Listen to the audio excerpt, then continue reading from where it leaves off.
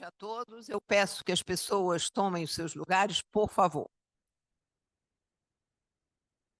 Então, cumprimentando as senhoras e os senhores, eu declaro aberta a sessão solene de posse do professor Marcelo Zugaib como membro titular da Academia Nacional de Medicina na cadeira número 32.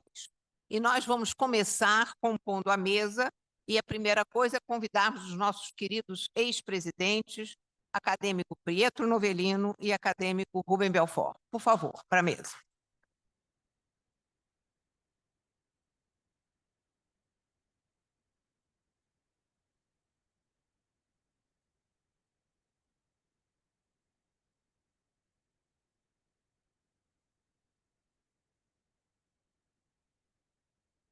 A seguir, o nosso secretário-geral, acadêmico Omar Lupe da Rosa Santos, fará o chamamento das outras autoridades que deverão vir compor a mesa solene de posse. Senhora presidente, senhores acadêmicos, prezados convidados, eu convido agora os demais personalidades para compor a mesa aqui conosco, iniciando com o professor Magnus Dias da Silva, diretor da Escola Paulista de Medicina.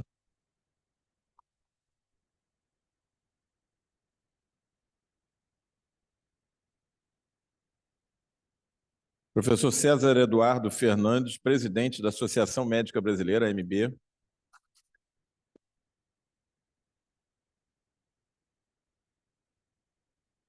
Professor Walter Palles, presidente do Conselho Regional de Medicina do Estado do Rio de Janeiro, CREMERG.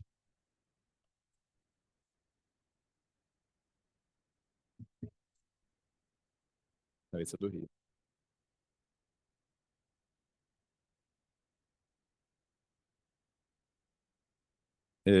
Professor Alberto Schneider, diretor da Faculdade de Medicina da Universidade Federal do Rio de Janeiro, UFRJ. Aqui. Professor Ângelo Vátimo, presidente do Conselho Federal de Medicina do Estado do Rio de Janeiro, CREMESP.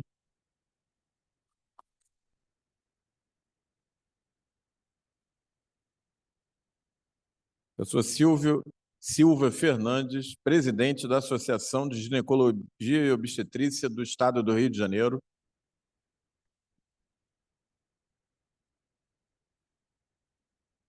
Professora Selma Sabrá, presidente da Academia de Medicina do Rio de Janeiro, a MRJ.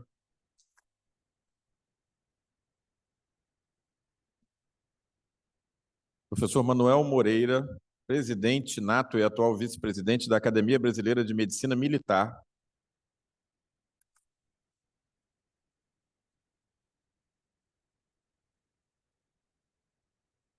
Professor Tarcísio Eloy Pessoa de Barros Filho, ex-diretor e representando a Faculdade de Medicina da Universidade de São Paulo, USP.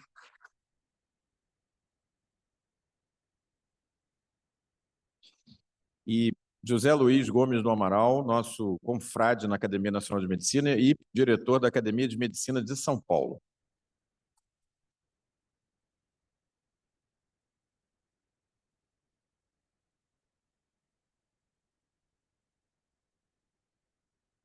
Uma vez composta a mesa, cabe ao presidente designar a comissão de honra para conduzir o novel acadêmico ao recinto. Então, eu convido os acadêmicos Carlos Alberto Basílio de Oliveira, Carlos Alberto Barros Franco, José Carlos Vale, Cláudio Tadeu Daniel Ribeiro, Omar Lupe da Rosa Santos e Rui Monteiro de Barros Maciel. Por favor, tragam o novel acadêmico ao recinto.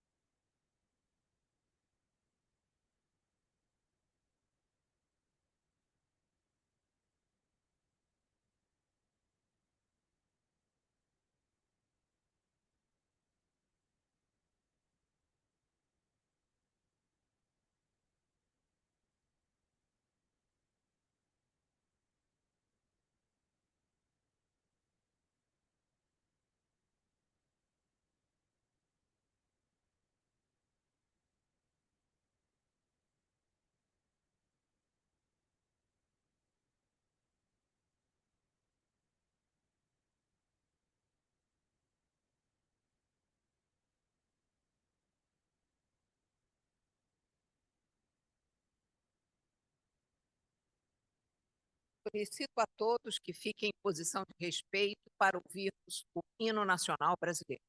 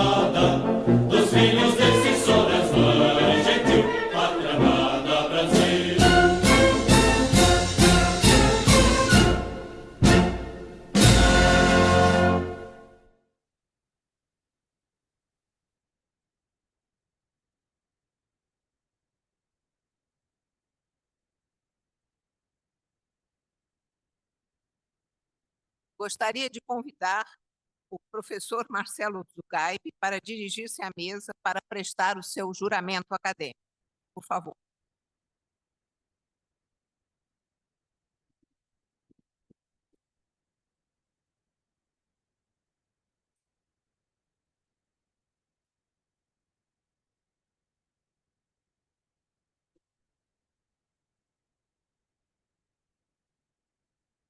Prometo respeitar e fazer respeitar o Estatuto e decisões desta Academia Nacional de Medicina.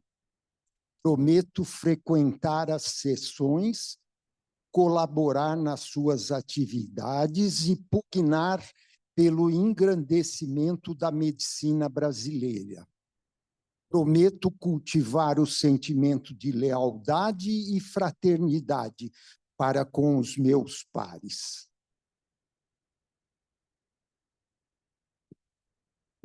Caríssimo professor Zugaib, ouvi o seu juramento e, como presidente da Academia Nacional de Medicina, eleita pelos meus pares e pelos poderes a mim conferidos pelo Estatuto e Regimento Interno desta academia, tenho a honra de lhe impor a medalha e o colar acadêmico. Seja muito bem-vindo, acadêmico Marcelo Zugay.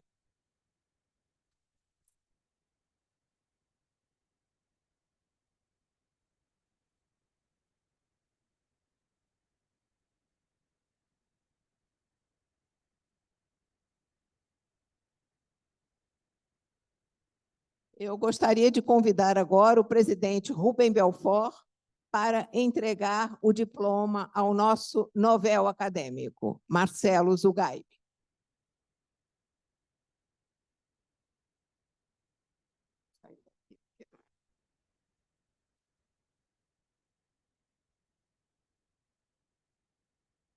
Deixa eu sair daqui.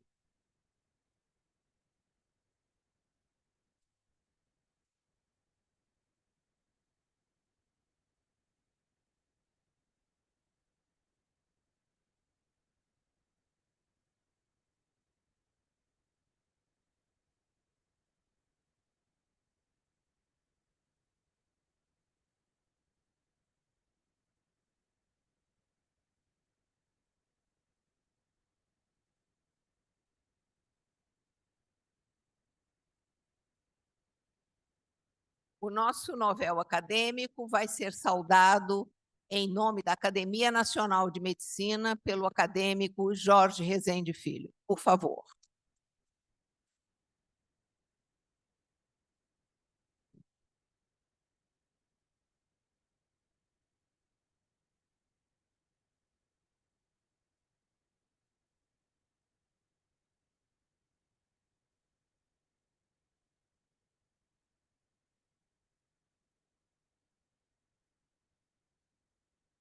Excelentíssima senhora presidente da Academia Nacional de Medicina, professor Eliette Busquelat, na pessoa de Vossa Excelência, homenageio e reverencio os demais componentes da mesa diretora de nossos trabalhos. Senhores acadêmicos, senhores convidados dessa solenidade, meu dileto amigo, agora acadêmico, Marcelo Zugay. Quisestes, bom amigo, dar-me de público testemunho de vossa liberal e generosa amizade, esquecendo, talvez, que as mercês concedidas sem a devida proporção aos méritos e serviços são ato de benevolência afetuosa. O favor da escolha não atendeu nem ao direito nem ao mérito, regulou-se tão somente pela inclinação pessoal.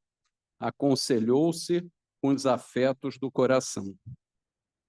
Sou dos que pensam que os discursos acadêmicos devessem ser escritos para serem lidos e meditados, quando neles houvesse o que meditar, pela razão muito simples de haver uma comunhão mais íntima entre quem escreve e o que lê, do que entre orador e ouvinte. Mas, apesar de tudo, não há como fugir aos imperativos da tradição, da praxe e da rotina, que impõe ao auditório o sacrifício de ouvi-los. Vê-lo receber tão elevada consagração é recompensa que transborda toda a minha alegria. Não há quem seja mais digno de reverência e de ser posto entre nós do que o professor Marcelo Zugay, que hoje se integra no nosso convívio. Relembro um impertinente interlocutor dirigindo-se a Candide, o célebre personagem de Voltaire, interpelando-o. Que venez-vous faire ici? Y êtes-vous pour la bonne cause? Ao que contraveio Candide. Il n'y a point de fait sans cause. Tout est enchaîné et nécessairement arrangé pour le mieux. Sirvo-me dessa evocação para mostrar que a vossa presença nessa casa é o efeito lógico de vossa afanosa vida e do vosso acervo científico, arranjados necessariamente para o melhor.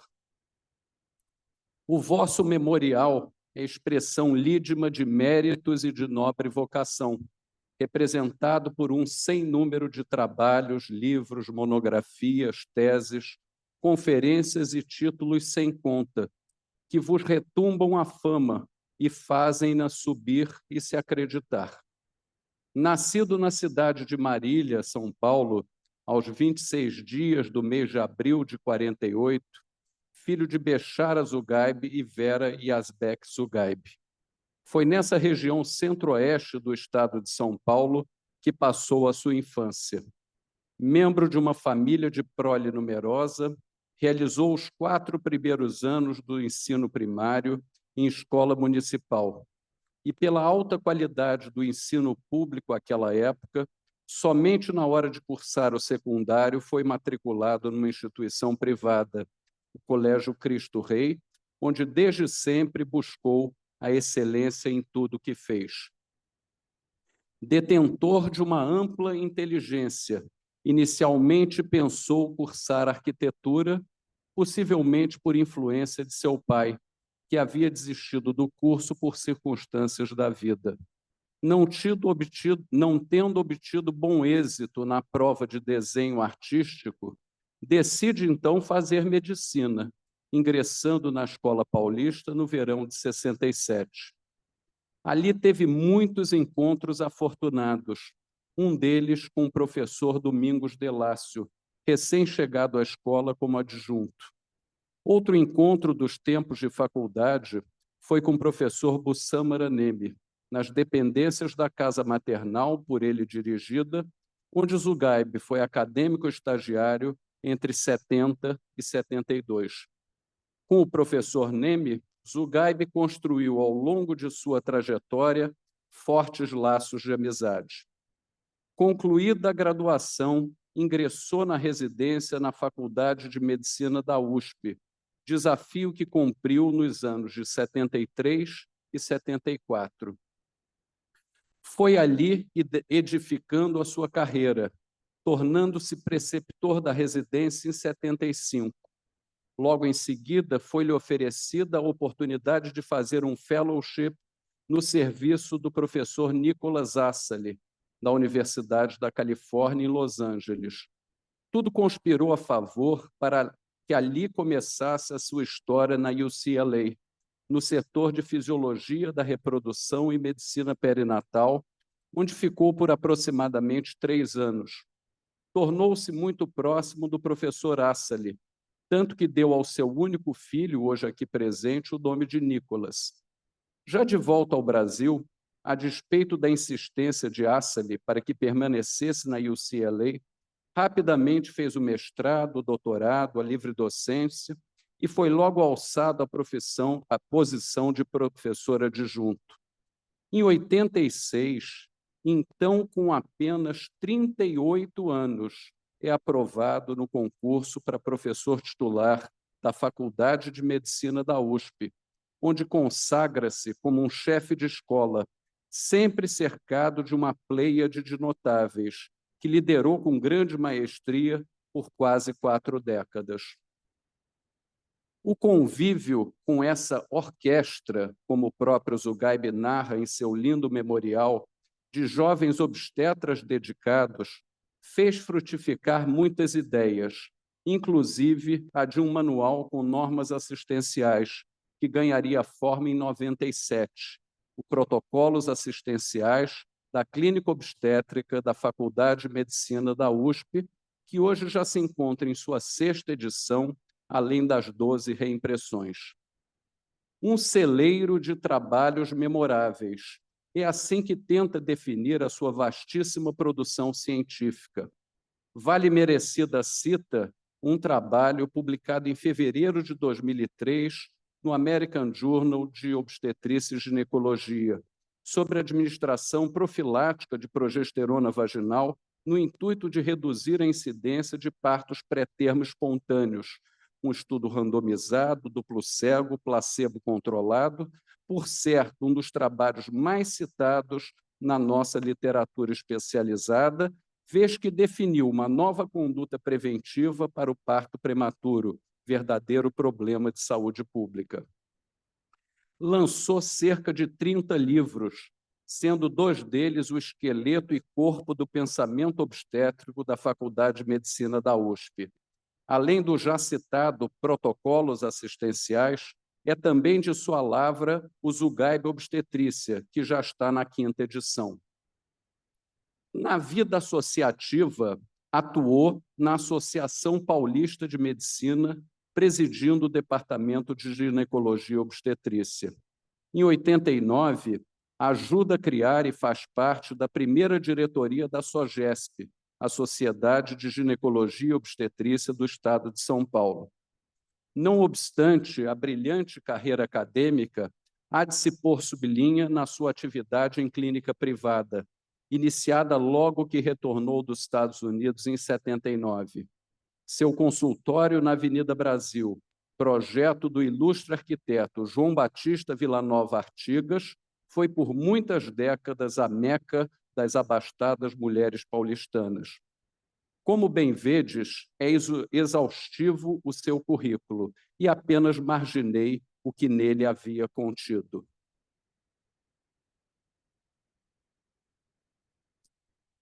Sobejam títulos, trabalhos e atividades didáticas ao nosso recipiendário, que aqui chega recomendado por exemplo de trabalhador incansável, estudioso inquieto e perscrutador, a que não lhe faltam louvores nem aplausos na conquista de ideais, alcançados somente por aqueles que sabem vencer privações, percalços, invejas e despeitos, em meio de tantas incertezas e apreensões, situação retratada tão jocosamente por Dom Francisco Manuel nestes singelos versos.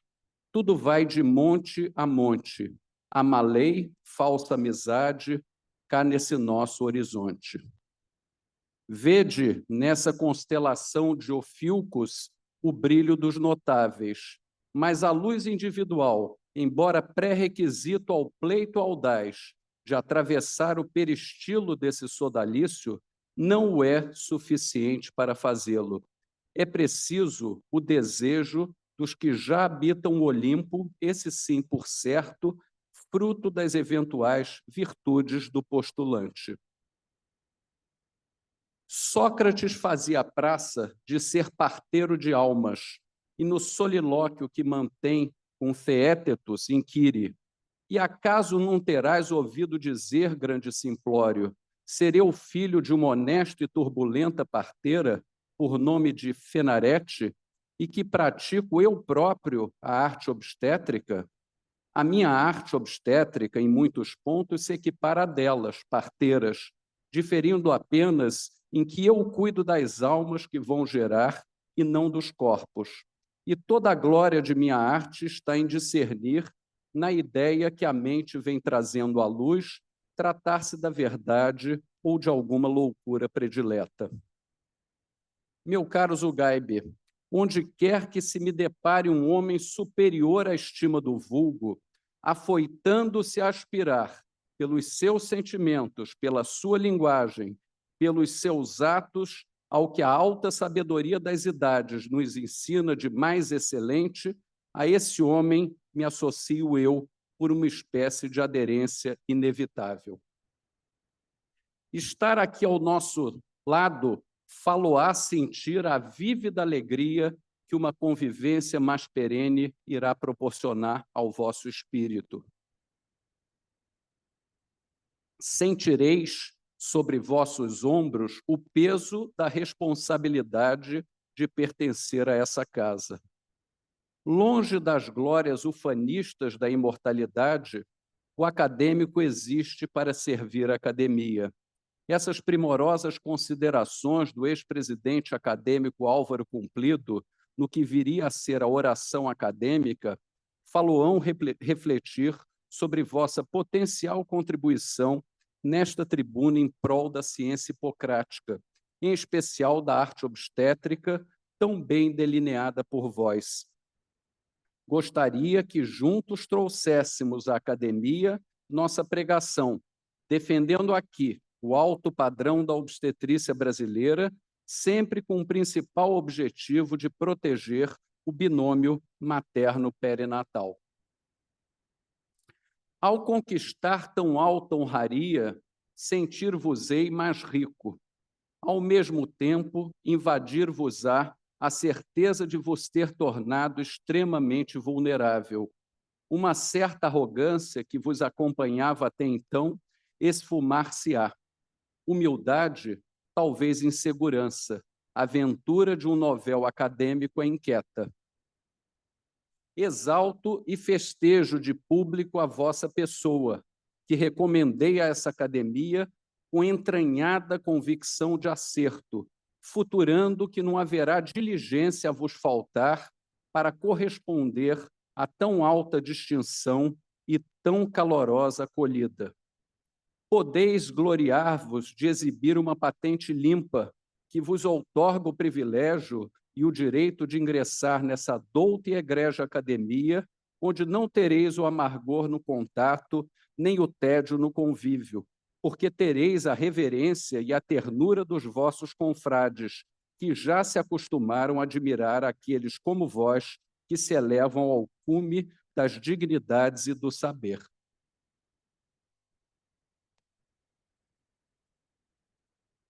Serva cellum, dirá também a nossa academia, parafraseando Magalhães, na hora de vos receber. Guardemos o céu das nossas fantasias, das nossas recordações, o céu das nossas crenças, que, pontilhado de estrelas, turbado de nuvens ou inundado de sol, é sempre o mesmo céu, cobrindo todas as raças e todos os credos com o mesmo mistério e as mesmas esperanças. Um grande clássico da nossa língua, Frei Luís de Souza, dizia não estar a verdade nas palavras maravilhosas, mas na união maravilhosa das palavras simples.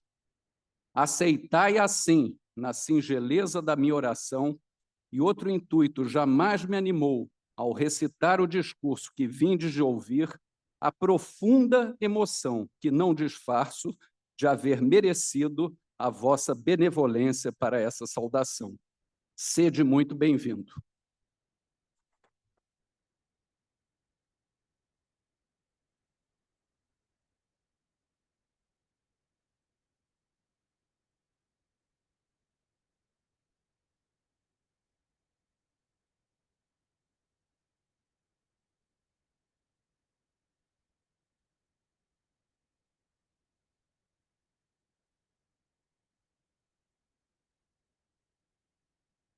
Gostaria de agradecer ao acadêmico Jorge Rezende Filho pelo belo discurso que representou tão bem a nossa academia. E agora convido o novel acadêmico, professor Marcelo Zugaib, a proferir o seu discurso de posse. Por favor.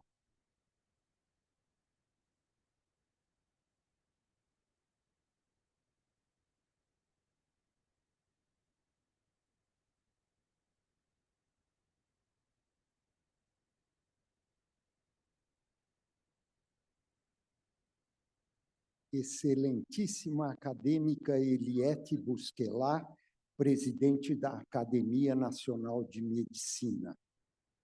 Excelentíssimos ex-presidentes da Academia Nacional de Medicina. Excelentíssimas autoridades que compõem a mesa. Excelentíssimos acadêmicos.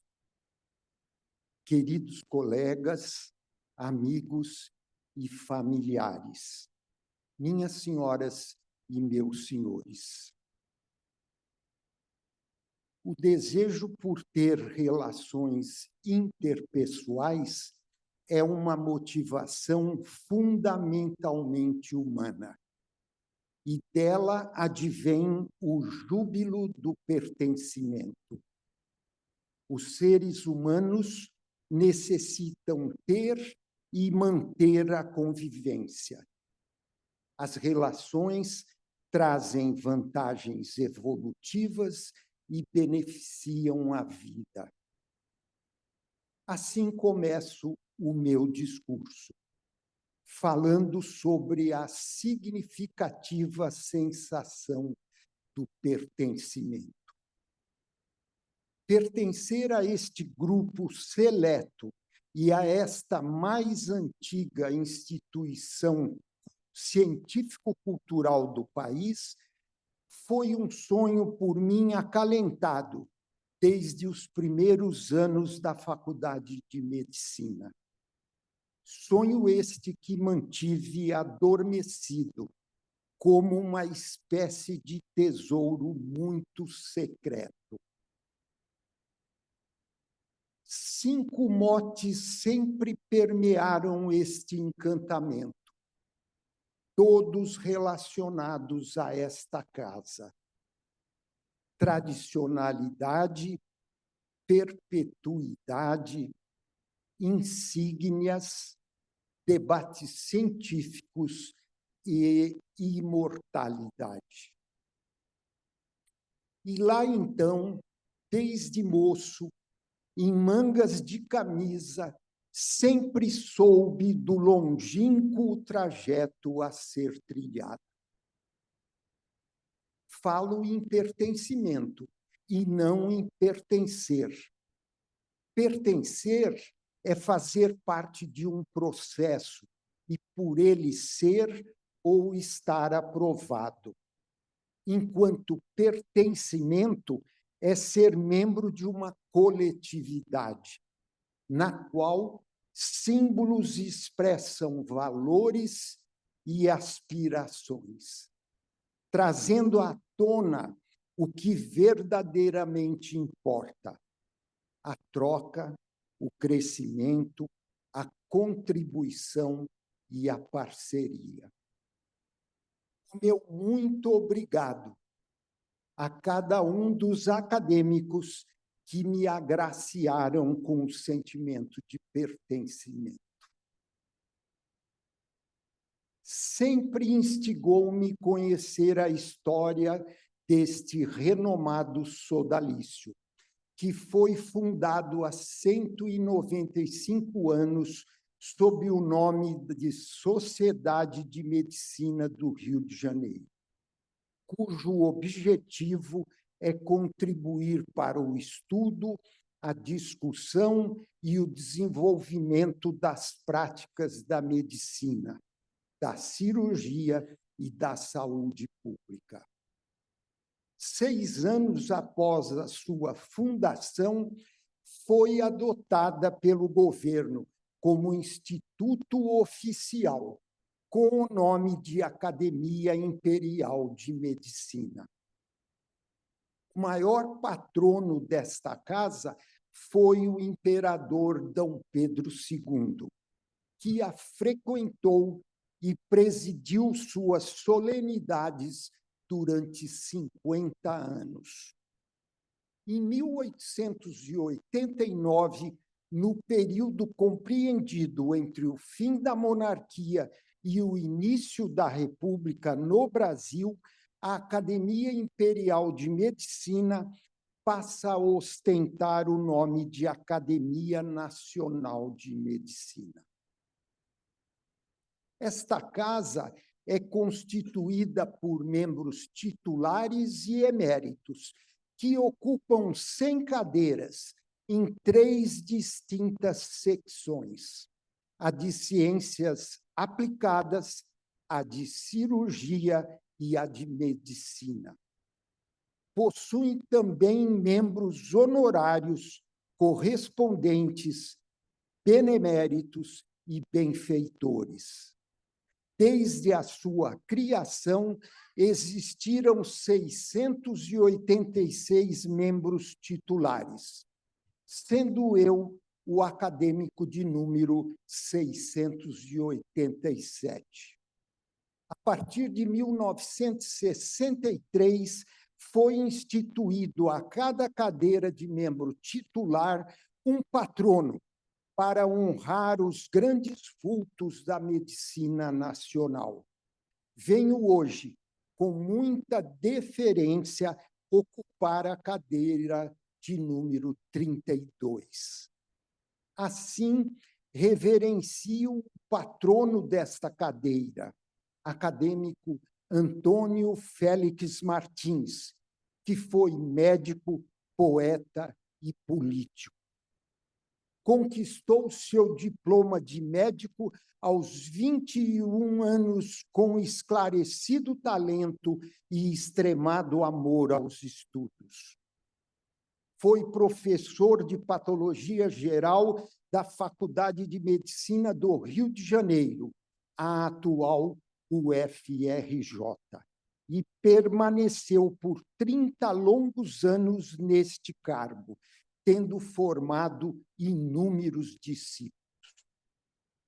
Aos 23 anos, em 1835, tomou posse na Academia Imperial de Medicina. Decorridas 2 décadas e meia, a presidiu por 3 anos. Foi um acadêmico ativo, indagador e disciplinado. Aos 63 anos, por sua vida política, foi agraciado por decreto imperial com o título nobiliário de Barão de São Félix. E assim passou a ser conhecido até os dias de hoje. Excepcional altruísta, prestou serviços na saúde pública, representando proeminente papel nas comissões sanitárias e nas emergências médicas aos indigentes enfermos. Permaneceu nesta academia por 57 longos anos e faleceu aos 79 anos de idade, deixando uma lacuna por seus nobres atos de civismo, atividade e abnegação. Para suceder o Barão de São Félix, foi eleito o pernambucano Ovídio Peixoto Meira, que tornou-se médico no Rio de Janeiro, na mesma faculdade do seu antecessor, a atual UFRJ. Foi eminente ortopedista e traumatologista. Operou a primeira artrodese vertebral do Brasil, utilizando a técnica de Albi em 1919. Foi eleito membro titular desta casa aos 35 anos de idade, salientando-se por sua equidade e retidão. Faleceu aos 60 anos em 1944. Para sucedê-lo, foi eleito no ano seguinte o mineiro José Ribeiro Portugal, médico formado na mesma faculdade que seus antecessores, no Rio de Janeiro. Foi exímio neurologista e pioneiro da neurocirurgia brasileira. Em 1945, começou a divulgar, fora do Brasil, sua técnica para neurotomia retrogaceriana, por via intradural. Em sua vida profissional, as honrarias recebidas foram inúmeras. Permaneceu como membro titular pelo período de 34 anos, quando passou a ser membro emérito. Faleceu aos 91 anos de idade. Em 1980, sucede o acadêmico José Ribeiro Portugal o piauiense Pedro Monteiro Sampaio, o então professor titular de neurologia da UFRJ. Tinha forte presença na academia e era um aprimorado comunicador. Permaneceu como membro titular por 25 anos, quando exerceu seu direito de emerência, disponibilizando sua cadeira à eleição. Em 2006, aos 68 anos de idade, toma posse o gaúcho Ivo Abraão Nesralla, que nasceu e cresceu no centro de Porto Alegre, como gostava ele de dizer. Assim como eu, filho de libaneses. Graduado em medicina pela URGS, foi professor titular de cirurgia cardiovascular naquela universidade. Este acadêmico foi o precursor de diversas técnicas de cirurgias cardíacas. Em 1973, empregou pela vez primeira no país a técnica da hipotermia profunda para cirurgias cardíacas.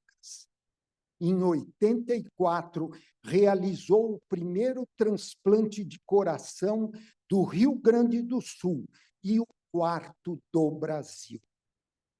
Implantou o primeiro coração artificial e realizou a primeira cirurgia robótica cardíaca da América Latina.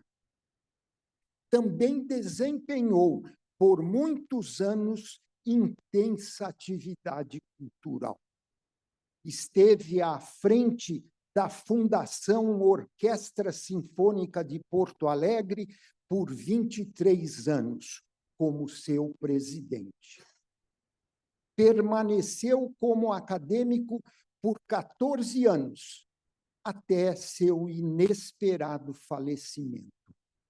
Criador e detentor de tantas técnicas cirúrgico-cardíacas, morreu, por ironia do destino, de parada cardíaca, deixando a mulher Paulita, os filhos Ivo, Carlos e Paula e os netos Guilherme, Mariana e Joana. Considerado homem de ciência e culturalmente ativo, é saudosamente lembrado pelos amigos. Suceder este exímio acadêmico diz respeito a um pressuposto de muita responsabilidade. Trago nesta noite o privilégio de ser o primeiro acadêmico empossado sobre a gestão da meritória acadêmica, a professora Eliette Busquelat, a primeira mulher a presidir a Academia Nacional de Medicina em 195 anos de existência. A acadêmica Eliette Busquelat, que ocupa a cadeira de número 94, graduou-se pela UFRJ e é membro titular desta casa há 20 anos. Em 2008, foi eleita para a Academia de Medicina da França, se consagrando como a primeira mulher brasileira na história a obter este galardão. É líder inconteste, engrandece e orgulha esta instituição. Desde meus primeiros passos rumo à minha candidatura à cadeira de número 32 e nas sucessivas atividades, tive a oportunidade e o privilégio de submergir nos invejáveis currículos destes respeitados acadêmicos e, com muitos, estreitar laços amistosos, com os quais seguramente estarei ladeado nesta jornada que hoje se inicia. Fruto do protocolo de posse, me foi dada a desafiante missão de escolher entre tantas figuras inolvidáveis a comissão que me introduziria neste salão solene. Tarefa árdua, ao perceber que muitos dos ilustres acadêmicos estavam equilibrados na balança do imenso e profundo apreço, do reconhecimento e admiração que nutria a cada encontro, do respeito e bem-querença sempre crescentes. Quisera eu, num relampejo de imaginação e intensa gratulação, poder incluir nesta escolha vários deles.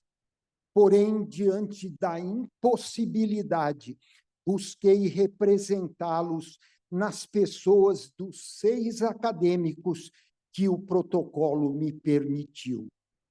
E agora os menciono por antiguidade neste sodalício.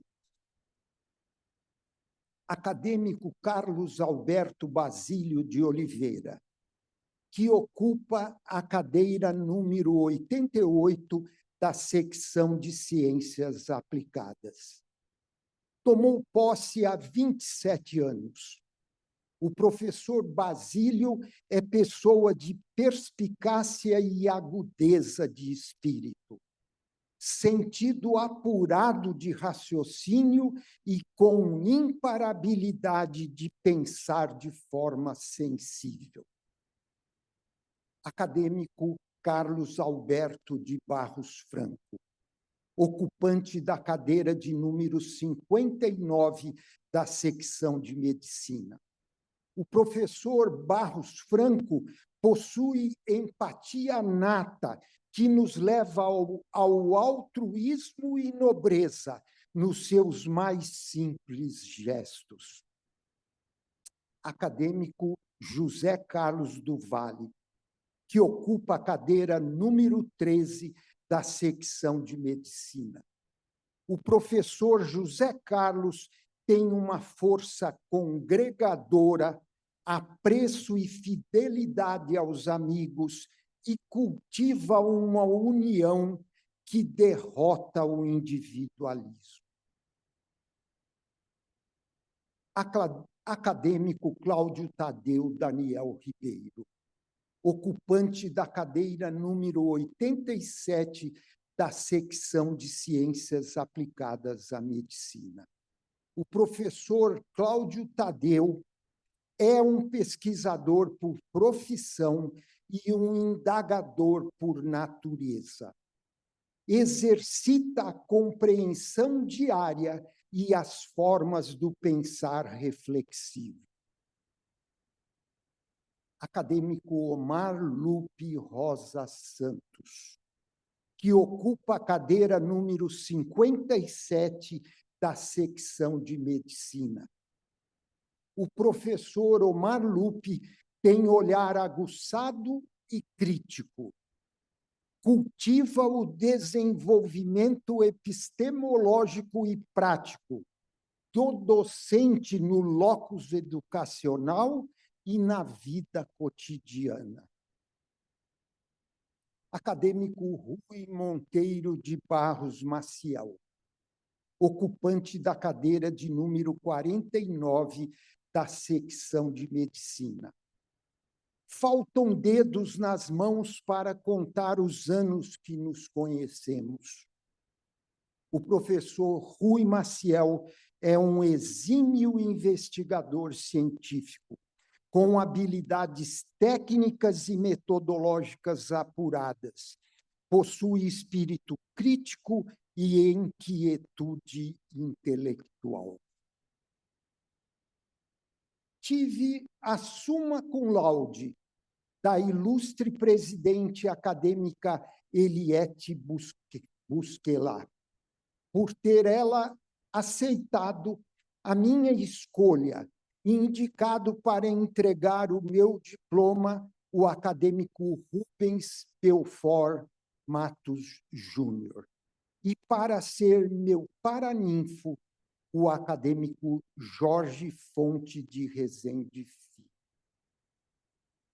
O acadêmico e ex-presidente Rubens Belfort Matos Júnior é clínico e cirurgião oftalmológico e ocupa a cadeira de número 64 da secção de cirurgia. Torna-se uma peripécia fazer uma síntese sobre sua carreira. Completou 25 anos como membro titular desta secular casa, tendo sido seu presidente justamente no inesperado momento vivido pela pandemia da Covid. Enfrentou o repto das novas demandas e das interrupções de atividades no mundo. Manteve a academia ativa, adequando-a às inovações, à crise e às pressões advindas da ciência e do convívio social, conseguindo brilhantemente ser símbolo de insistência e persistência. Graduou-se pela Escola Paulista de Medicina, onde é professor titular de oftalmologia desde 1981.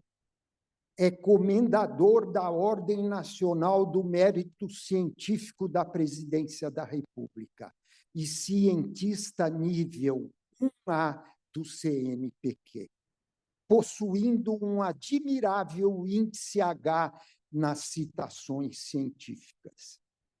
O professor Belfort, líder nato, possui ações que partem do sentimento filantropo exercitado diariamente, seja na vida profissional, seja na vida pessoal. Conviver com ele é a certeza de que não há limites em sua multifacetada dedicação ao próximo. De caráter rijo e coração mole, sabe ler as pessoas e extrair delas a fina camada essencial. Acadêmico Jorge Fonte de Rezende Filho, ocupante da cadeira de número 67 da secção de cirurgia.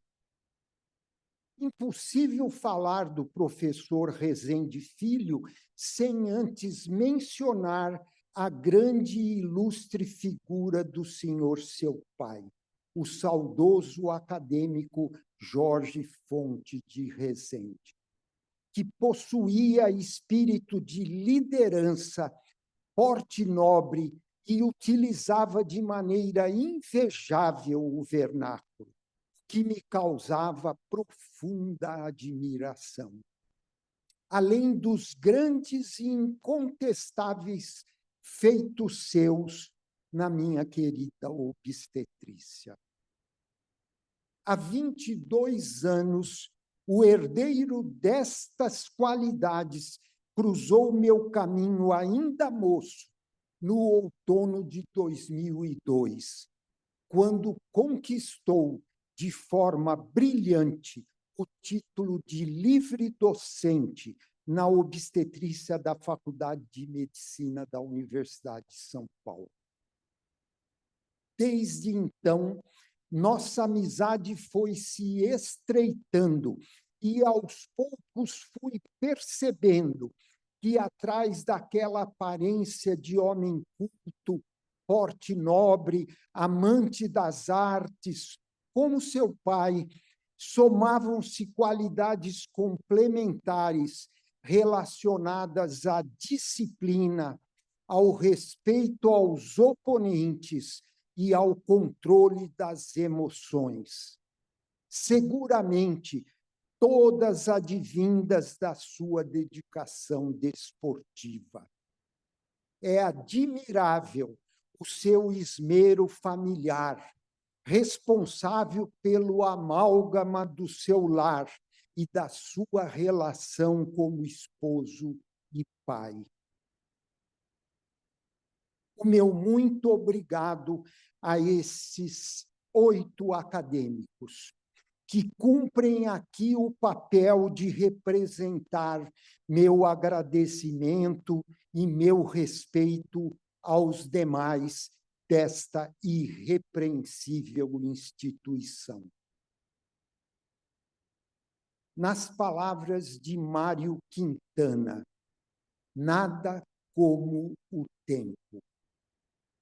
Para os gregos antigos, sempre profundos, há 2 tipos bem distintos de tempo.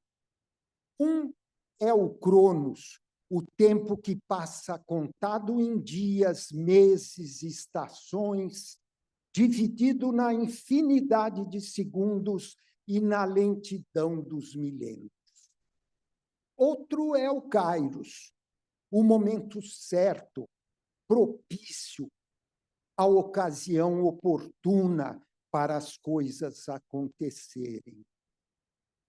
Se eu decido em agosto que vou comer os frutos do meu pessegueiro no início de novembro, isto é Cronos. Se eu for, todavia, mais sábio, esqueço o relógio e o calendário e trato de colher meus pêssegos só quando a cor e o cheiro anunciarem que eles estejam maduros, isto é Kairos.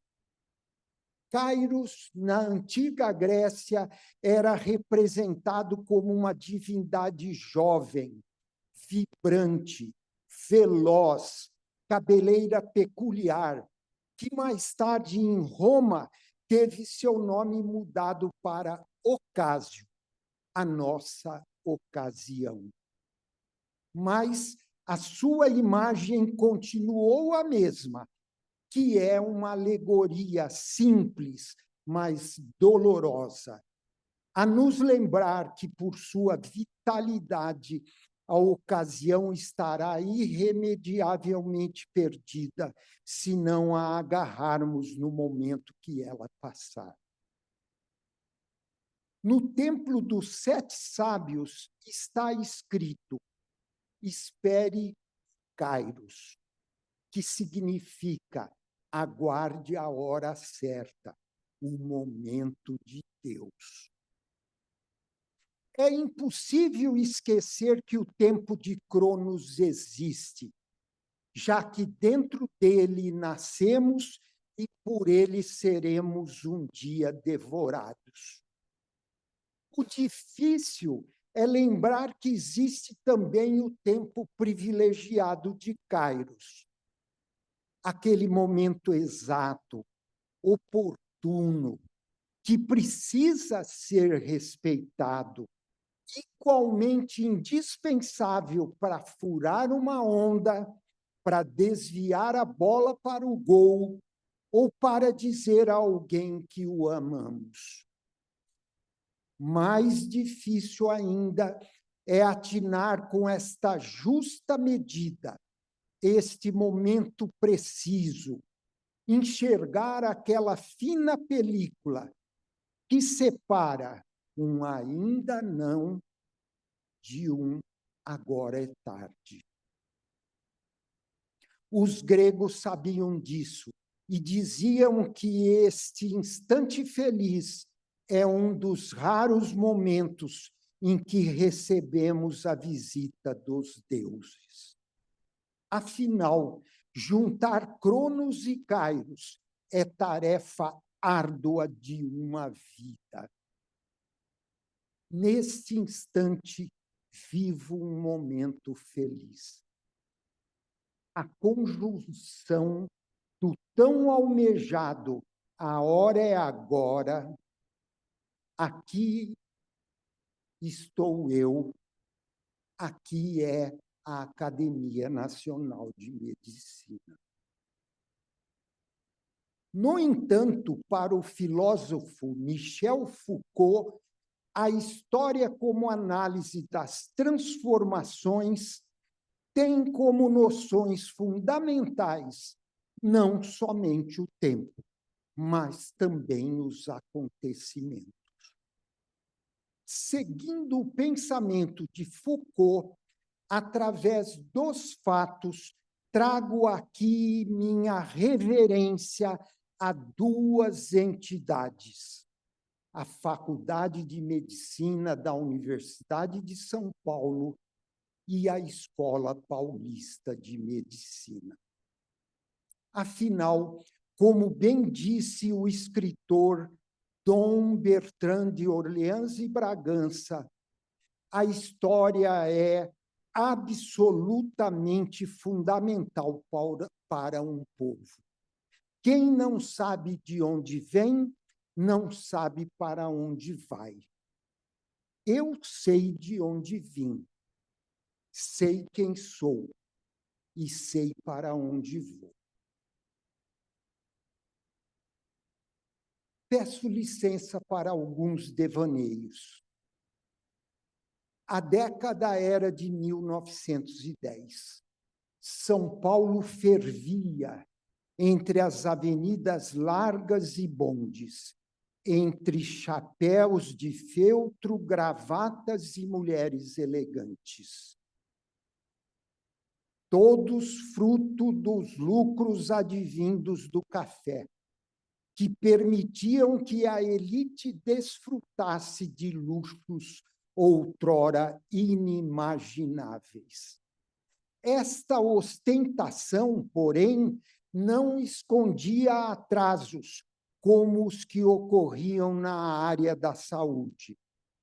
Faltavam médicos no Estado.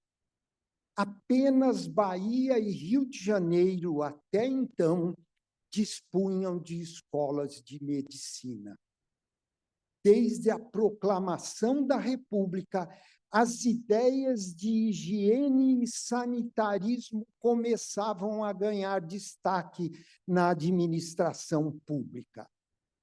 Neste contexto, num momento delicado da saúde pública brasileira, o paulista de Campinas, Dr. Arnaldo Vieira de Carvalho, formado pela Escola de Medicina do Rio de Janeiro, a atual UFRJ, envolveu-se em discussões políticas e urbanas e, com o aval do poder público, fundou a Faculdade de Medicina e Cirurgia de São Paulo, ainda hoje chamada Casa de Arnaldo.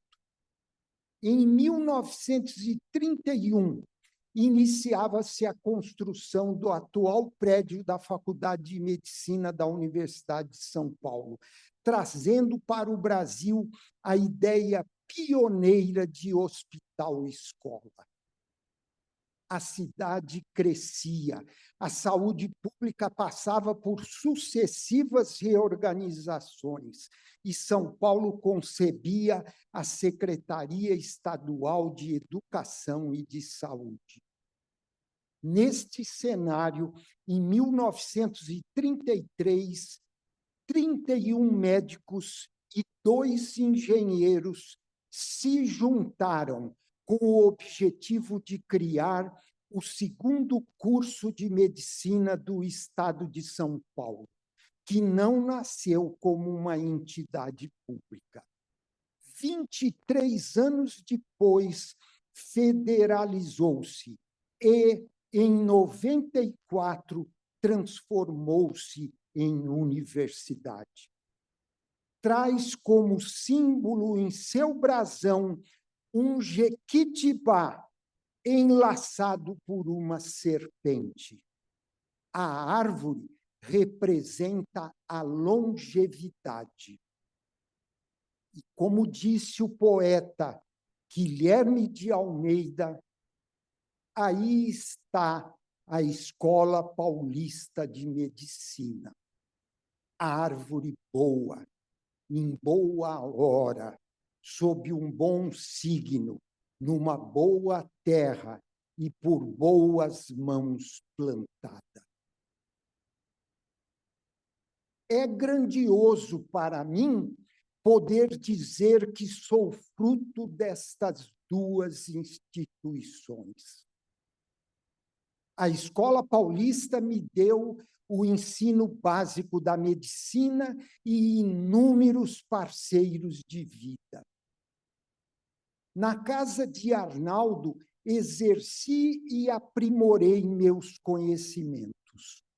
Mais de 1.000 residentes de ginecologia e obstetrícia foram formados no período em que lá estive, dos quais parte se fixou às raízes do saber e parte galgou vitoriosamente outros rumos.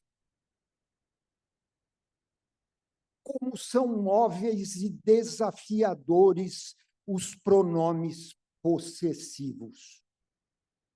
Eu renuncio a vários, mas para alguns não negocio. Como, por exemplo, minha história e minha família. A minha felicidade se baseia na história que construí. E por ela faço todas as noites uma oração silenciosa de agradecimento por tanto que a vida me deu e ainda me dá. Reverencio e honro cada fatia, cada parcela, cada elemento que, divinamente somados, incorporam o todo do meu ser. Honro minha ascendência libanesa, que tanto influenciou minha personalidade, que tanto moldou meus comportamentos e que tanto insuflou minhas indagações e reflexões. Honro meus avós Zakia e Said Zugaib, Abis e Nájila Yazbek, que, criados em um Líbano que tinha a insígne de encruzilhada cultural entre o Oriente e o Ocidente, imigraram e estabeleceram-se aqui no Brasil, no além-mar, vencendo todos os desafios encontrados e fertilizando nossa conceptiva e profícua família. Honro meus pais, Vera e Bechara, que, como um cedro libanês, sempre nos transmitiram firmeza e robustez na defesa da união da família. Tema este que sempre nos desafiou. Honro meus tios, Zaira e Jorge, que ladearam meus pais na nossa formação familiar. Honro a memória da Norfa, que parceirou com minha mãe os cuidados das crianças. Honro minhas 5 irmãs, Vivian, Eliana, Vera Maria, Vânia e Márcia, que são a verdadeira ponte para o meu passado. Através delas, posso ir até o começo da minha vida. Honro meu filho Nicolas, na qualidade de minha continuidade, e que a cada dia me traz a certeza de ser ele a minha melhor obra neste mundo. Honro minha esposa Márcia, que há mais de uma década abraça comigo os desafios e juntos aprendemos e desaprendemos constantemente. Honro minha família através da história repleta de afeição aos primos, sobrinhos e demais tios. Honro meu passado e minha história, que se entrelaçam na minha vida profissional, pois dela extraí, da Faculdade de Medicina na Escola Paulista, dos 50 anos de serviço na USP, do meu consultório particular, das entidades que integrei, dos sinceros amigos que caminharam comigo, a construção da minha memória, fazendo de mim quem sou. E, por fim, honro a Academia Nacional de Medicina e meus queridos confrades, com os quais, a partir de hoje, iniciamos uma nova história juntos. Muito obrigado.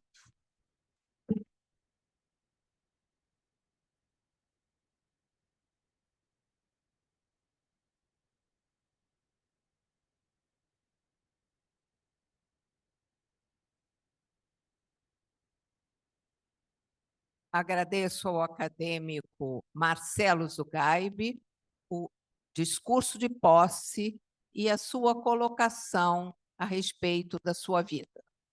Eu compreendo perfeitamente quando Vossa Excelência fala da importância de ser descendente de imigrantes.